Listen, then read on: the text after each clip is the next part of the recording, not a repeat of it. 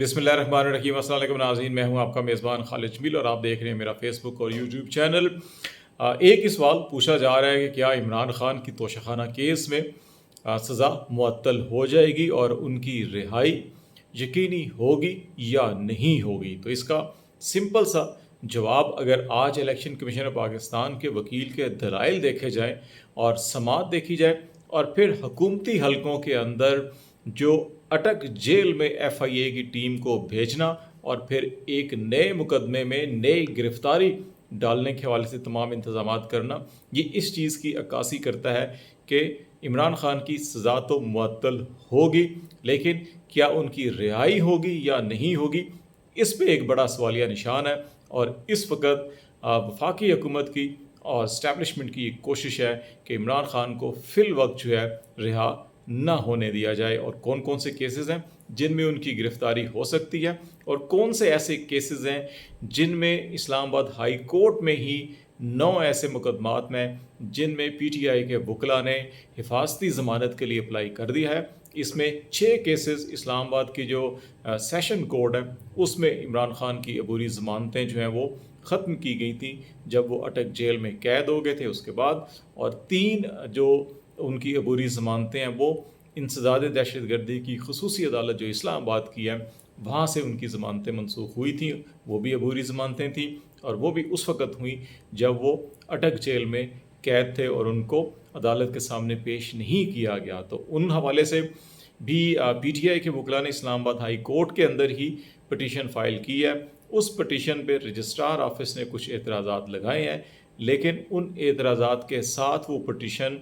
Islamabad high court के chief justice और justice Tariq Jahangiri की अदालत के सामने ही रखे गए हैं। ये बिल्कुल वही अदालत है जिसने इमरान खान की सज़ा मुअत्तली या उनकी जो अपील है उससे मुतल्लिक सुबह 11 बजे फ़ैसला सुनाना है। तो उसके सामने इन 9 मुकदमात में हिफाजती ज़मानत का मामला भी रखा जाएगा। ये एक बड़ी अहम डेवलपमेंट है, इसके ऊपर हम कुछ आपसे डिटेल शेयर करेंगे। और दूसरा एक मामला वो पाकिस्तान के अंदर जो यूरोपीय ममालिक के सफ़ीर हैं और पाकिस्तान के दोस्त ममालिक हैं,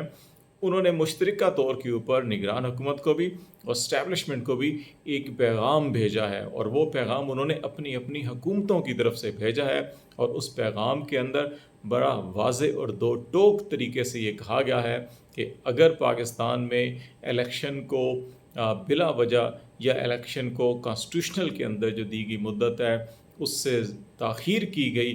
तो फिर ये तमाम ममालिक पाकिस्तान के साथ अपने जो तल्लुकात हैं उन पर नज़रसानी करेंगे और पाकिस्तान की वो मदद नहीं कर सकेंगे जो पाकिस्तान उनसे तवक्को करता है। और इसमें पेश पेश पाकिस्तान में अमेरिका के सफ़ीर हैं, पाकिस्तान में बरतानिया की नई हाई कमिश्नर हैं, दीगर यूरोपीय ममालिक हैं। और इन्होंने अभी जो रिसेंटली अमेरिका के सफ़ीर ने इलेक्शन कमीशन ऑफ पाकिस्तान में चीफ़ इलेक्शन कमिश्नर से फिर निगरान वज़ीर-ए-आज़म से मुलाकात की, उसके अंदर भी बताया जाता है कि वो पैगाम यही दिया गया है कि इलेक्शन में ताख़ीर काबिल कबूल नहीं होगी। अब इस पर दो राय हैं। बाज़ लोगों का ख़्याल है कि पाकिस्तान की हुकूमत को ये मशवरा या ये राय दी गई है,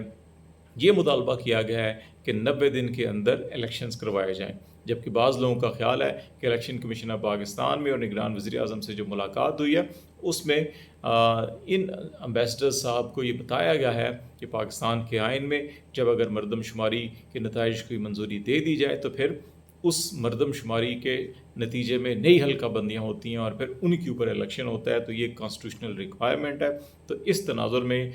जितने भी यूरोपीय ममालिक हैं और दोस्त ममालिक हैं उन्होंने इस हद तक इत्तफ़ाक़ किया है कि इलेक्शन जो है कि वो फरवरी से आगे नहीं जाने चाहिए। ये दो मुख्तलिफ आरा हैं, लेकिन दोनों के अंदर एक बात ये तय है कि जो ये बातें की जा रही थी कि पाकिस्तान के अंदर 6 माह नहीं बल्कि 2 साल तक जो है इकनॉमिक इमरजेंसी या किसी और नाम के ऊपर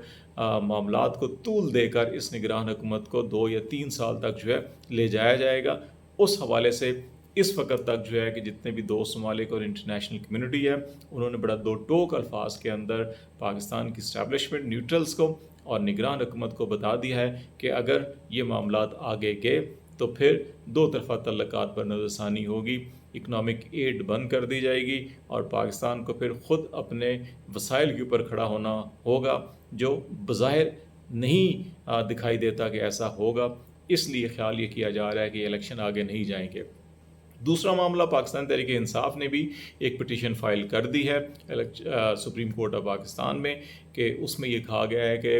سی سی آئی کے اس فیصلے کو کالعدم قرار دیا جائے جس میں 2 نگران وزرائے اعلیٰ نے بیٹھ کر مردم شماری کے نتائج کی منظوری دی۔ یہ غیر آئینی فیصلہ ہے، اس کو کالعدم قرار دیا جائے۔ سپریم کورٹ کی جو بار ایسوسیشن ہے وکلا کی، انہوں نے ستمبر کے پہلے ہفتے میں ملک گیر وکلا کنونشن طلب کر لیا ہے، اور اس میں یہ فیصلہ کیا جائے گا کہ 90 روز سے اگر آگے الیکشن کو لے کے جا رہے ہیں تو پھر اس پہ وکلا تحریک شروع کی جائے۔ تو یہ وہ عوامل ہیں جس کے نتیجے میں یہ کہا جا رہا ہے کہ نیوٹرل اور اسٹیبلشمنٹ جو ہے کہ وہ مشکل میں پھنستی ہوئی دکھائی دے رہی ہے، کیونکہ ایک طرف یہ قانونی اور آئینی دباؤ بڑھ رہا ہے، پی ٹی آئی کے ساتھ پاکستان پیپلز پارٹی نے ہاتھ جوڑ لیے ہیں، ملا لیے ہیں، اور وہ بھی 90 دن کے اندر الیکشن کا مطالبہ کر رہی ہے، اور یہ خیال کیا جا رہا ہے کہ پیپلز پارٹی جو ہے کہ وہ سپریم کورٹ سے بھی رجوع کر سکتی ہے اور فریق بن جائے گی۔ تو اس صورتحال کے اندر آن گراؤنڈ جو ہے عوام سڑکوں پر ہیں، عوام بلوں کی وجہ سے پریشان ہیں اور احتجاج کر رہے ہیں، سراپا احتجاج ہیں۔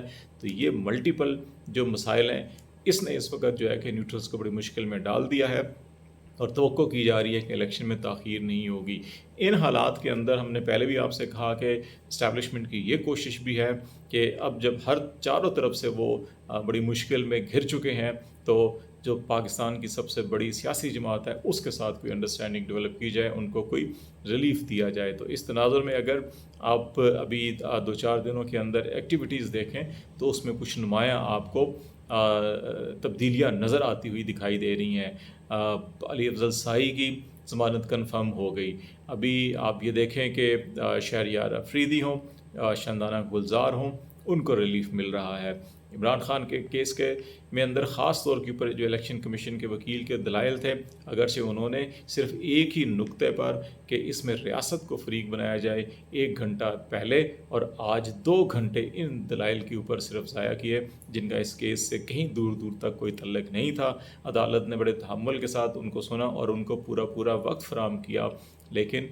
اس کے بعد جو اصل مدعا تھا، جو 3-4 بنیادی سوال تھے، اس کے اوپر 15 سے 20 منٹ کے اندر دلائل جو ہے الیکشن کمیشن کے وکیل کے پاس ختم ہو چکے تھے، اور انہوں نے جو دلائل دیے وہ بھی انہوں نے اپنا ہی کیس خراب کیا، الیکشن کمیشن آف پاکستان کا اور سرکار کا کیس جو ہے وہ تباہ و برباد کر دیا۔ انہوں نے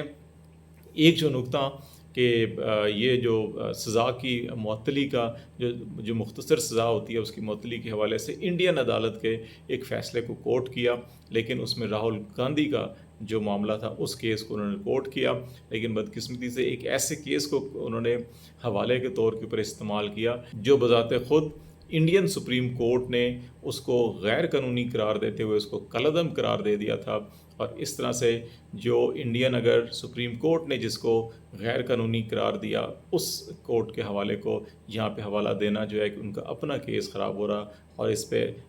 جو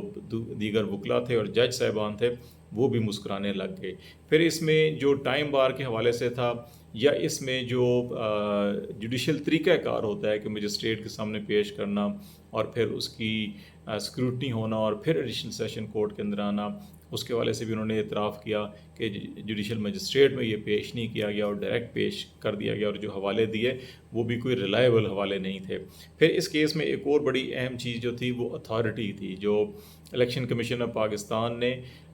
جو یہ کیس کرنا تھا وہ الیکشن کمیشن نے کرنا تھا، لیکن یہ سیکٹری نے کیا۔ اس کو بھی انہوں نے اعتراف کیا کہ ہاں یہ سیکٹری نے اپنی طرف سے خط لکھا، لیکن وہ ڈاکومنٹ یا وہ شواہد پیش نہیں کر سکے جو الیکشن کمیشن آف پاکستان نے اپنی پاورز ڈیڈیکیٹ کی ہوں یا اتھارٹی دی ہو سیکٹری کو، اس میں کوئی ڈاکومنٹ پیش نہیں کر سکے۔ انہوں نے یہ بھی اعتراف کیا کہ ٹرائل کورٹ کے سامنے بھی ایسا کوئی ڈاکومنٹ پیش نہیں کیا گیا، لیکن انہوں نے کہا کہ اب وہ پیش کر سکتے ہیں۔ تو اس میں ایک یہ نقطہ بھی اٹھ سکتا ہے کہ اس کا مطلب ہے کہ یہ کہ ڈاکومنٹس بعد میں تیار کیے گئے ہیں، پچھلی تاریخوں میں ہائی کورٹ کے سامنے تو آ رہے ہیں لیکن ٹرائل کورٹ میں نہیں تھے۔ اگر ٹرائل کورٹ میں نہیں تھے تو اس کا مطلب ہے کہ وہ ڈاکومنٹ نہیں تھے اس وقت۔ یہ نقطہ بڑا اہم تھا۔ پھر یہ بھی اعتراف کیا گیا کہ گواہوں کو یا حق دفاع جو ہے کہ اس سے جو محروم کیا گیا اور یہ کوئی ریلیونٹ نہیں تھے، یہ از خود انہوں نے تعین کیا، اور اس کے اوپر بھی عدالت نے جو کویشچنس تھے اس کا کوئی تسلی بخش جواب نہیں دے سکے۔ تو یہ جو 4-5 بنیادی سوالات تھے، اور پھر خاص طور کے اوپر جو اسلام آباد ہائی کورٹ نے 2 بار یہ قابل سماعت ہونے کا معاملہ جو ہے کالعدم قرار دے کر واپس ٹرائل کورٹ کو بھیجا تھا، اور 8 سوالوں کے جواب کے حوالے سے کہا گیا تھا وہ اس کو مینشن کر کے رکھیں۔ تو الیکشن کمیشن کے وکیل نے اس چیز کا بھی اعتراف کیا کہ انہوں نے 5 اگست کو جو اپنے پچھلا فیصلہ تھا اسی پہ رلائے کیا، اور وہ جواز پیش نہیں کیے جو اسلام آباد ہائی کورٹ ان سے مانگ رہی تھی۔ تو اس کا مطلب ہے کہ انہوں نے یہ تسلیم کیا کہ ٹرائل کورٹ کے جج نے اسلام آباد ہائی کورٹ کے فیصلے کی بھی حکم عدولی کی۔ تو یہ جو سارے نکات تھے، اس کے نتیجے میں یہ خیال کیا جا رہا ہے کہ عمران خان کی سزا جو ہے کہ ہر صورت میں معطل ہوگی۔ اور اس کی دوسری لاجک یہ بتائی جاتی ہے کہ یہ تمام چیزیں سامنے رکھتے ہوئے ہی کہ ایف آئی اے کی ٹیم جو ہے وہ اٹک جیل پہنچ چکی تھی، اور وہ سائفر کیس کے اندر عمران خان کو گرفتاری ڈالنا چاہ رہے تھے کہ جیسے ہی ادھر سے ہائی کورٹ کا فیصلہ ہو ادھر سے ان کو سائفر کے کیس میں اریسٹ کر لیا جائے، کیونکہ اس وقت حکومتی حلقے بھی ایکسپیکٹ کر رہے ہیں کہ دیگر معاملات کے اندر جو ان کی ضمانتیں ختم ہوئی تھیں ان کے اوپر حفاظتی ضمانت ان کو مل جائے گی، کیونکہ وہ پہلے ہی ٹرائل کورٹ میں پیش ہو رہے تھے۔ یہ وہ واحد کیس ہے کہ جس حوالے سے ان کو گرفتاری کی جا سکتی تھی، تو اس لیے ایف آئی اے کی ٹائم وہاں پہ پہنچ گئی۔ لیکن اسلام آباد ہائی کورٹ نے آج شام کو فیصلہ نہیں دیا، اور کہا کہ صبح 11 بجے منگل کو یہ سنایا جائے گا۔ تو اب منگل کو ایک طرف یہ فیصلہ ہوگا، دوسری طرف 9 مقدمات کے اندر عبوری ضمانتیں یا حفاظتی ضمانتوں کا معاملہ ہوگا، اور اس میں بھی توقع کی جا رہی ہے کہ ہائی کورٹ حفاظتی ضمانت دے دے گی۔ اب معاملہ جو ہے وہ سائفر کا ہوگا، اور ایف آئی اے کے سائفر میں گرفتار کر کے یہ خیال کیا جا رہا ہے کہ ان کو شاید اٹک جیل میں ہی رکھا جائے، اور وہیں ان سے تحقیق کی جائے، اور وہیں ان کو اس کا ٹرائل کیا جائے۔ لیٹس سی، دیکھتے ہیں فیصلہ کیا آتا ہے، معاملات کیسے آگے بڑھتے ہیں، آپ کو آگاہ کرتے رہیں گے۔ آج تک کے لیے اتنا ہی۔ خالد شبیل کو اجازت دیجیے، اللہ حافظ۔